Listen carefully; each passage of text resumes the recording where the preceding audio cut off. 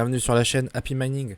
On se retrouve aujourd'hui pour une courte vidéo pour vous montrer comment booster, overclocker vos machines Ice River KS0, KS1, KS2 et KS3L.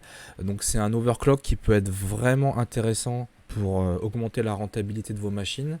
On va le voir, on peut gagner entre 20 et 40% de hash rate sur ces machines-là, juste en changeant le firmware, et vous allez voir, c'est assez simple, on peut le faire en 2 minutes.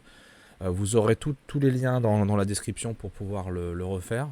Donc on va regarder déjà ce que ça donne au niveau overclocking par rapport à l'origine. Donc sur un KS0 d'origine, on est à 100 GHz à environ à 65 watts. Et après, il y a différents firmware d'overclock. Vous avez un premier qui vous permet de prendre 20% de plus, donc est à 120 GHz, un autre environ 140 et un autre entre 150 et 160 GHz. Alors j'ai pas forcément toutes les données précises au niveau de la consommation, hein, j'ai pas toutes les références, mais en tout cas voilà, le overclock maximum que vous pouvez attendre, c'est d'être à 155 GHz par seconde à 115 watts. Voilà, donc là, c'est pas le mode le plus efficient, mais bon, vu que c'est pas non plus énorme, 115 watts de consommation, ça peut être intéressant pour vous de passer de gagner vraiment, de passer de 100 à 150 et plus GHz par seconde. Voilà, donc vous avez trois overclocking possibles, trois firmware possibles. Je vais vous montrer où les récupérer et comment après les mettre sur votre machine. Sachant que, gros point d'attention, sur le KS0, hein, vous utilisez une alimentation de type PC portable, hein, un chargeur externe, qui est fourni d'origine à environ avec une puissance max de 90 watts. Donc si vous faites le premier overclock 120 Go, normalement l'alimentation d'origine est suffisante. Après vous pouvez toujours vérifier avec un wattmeter la consommation. Par contre, si vous allez sur l'overclock 2 et 3, là, c'est indispensable de changer le chargeur. Donc, il faut un chargeur entre 160 watts et jusqu'à les gros de 230 watts. Donc, ça va ressembler à ça, par exemple. Là, vous avez un 230 watts. Et puis, donc là, vous avez, ça vous permet de voir un exemple de modèle si vous en cherchez un. En input, donc on est sur du 240 volts, 3,2 ampères. Et on a output 20 volts, 11,5 ampères à 230 watts. Ça, c'est vraiment le top, le plus costaud. Ça supportera largement l'overclocking maximum. Voilà. Donc KS0, on peut monter à pas loin de 160 GHz par seconde. Sur le KS1, donc d'origine, il est à 1 Tera à 600 watts. Et là, on peut s'attendre à avoir du 1,2 à 1,3 TH par seconde. En moyenne 1,25, donc on gagne 25%. Et on passe de 600 à 850 watts. Donc là, c'est vraiment intéressant. Là, il n'y a qu'une seule version gratuite du firmware sur le KS1. Sur le KS2, vous êtes d'origine à 2 TH pour 1200 watts. Et là, vous pouvez vous attendre d'être entre 2,3 et 2,4 TH pour une consommation d'environ 1500 watts. Ça, c'est le premier overclocking qui a été observé, et vous avez des machines qui arrivent à monter jusqu'à 2,5 TH pour 1600 watts de consommation. Donc vraiment très très intéressant, hein, pour augmenter vos rentabilités. Il n'y a pas besoin de changer de... Bon, là c'est un bloc d'alimentation, hein, qui est directement intégré à la machine. Il n'y a pas besoin de le changer puisque les consommations n'explosent pas non plus.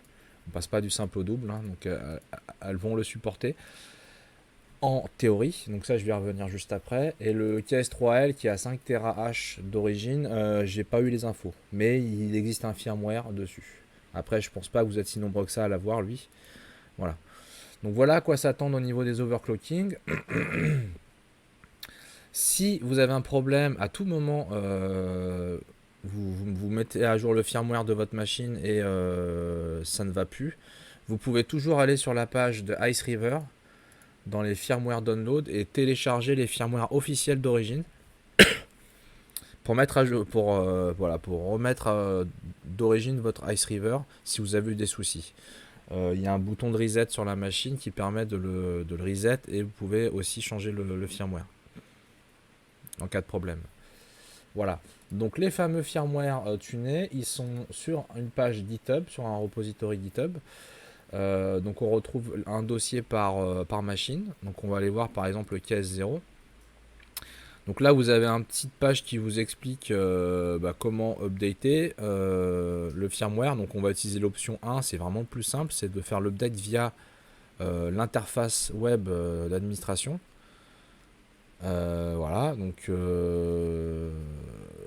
en gros vous téléchargez, alors vous allez dans le dossier file, vous prenez l'update qui vous intéresse, le firmware qui vous intéresse, donc vous avez le 120, le 140, le 160, sachant que le 120 vous pouvez l'utiliser directement pour gagner à peu près 20% de hash rate sans changer le chargeur. Vérifiez que vous avez quand même un chargeur 90 watts, parce qu'il y a aussi des modèles qui ont été fournis avec 65 watts, donc vous vérifiez votre chargeur. Voilà, donc ça doit tenir avec celui-ci. Après les autres, il faut changer le chargeur, comme je l'ai expliqué. Donc vous téléchargez le fichier. Alors là, malheureusement, j'ai pas de machine KS0 ou autre à disposition pour vous montrer ça en live. Mais en gros, vous allez sur l'interface IceRiver qui vous a permis de configurer la pool, votre wallet, etc. Vous avez une page firmware upgrade. Et tout simplement, vous allez dessus, vous sélectionnez le fichier que vous avez téléchargé et vous faites update. Ensuite, il faut attendre 2-3 minutes et l'upgrade sera mis à jour et ça va se relancer.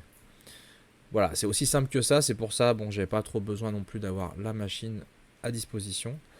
Voilà, donc sur le KS0, vous avez 3 updates possibles. Sur le KS1, vous en avez un seul, donc vous pouvez le télécharger.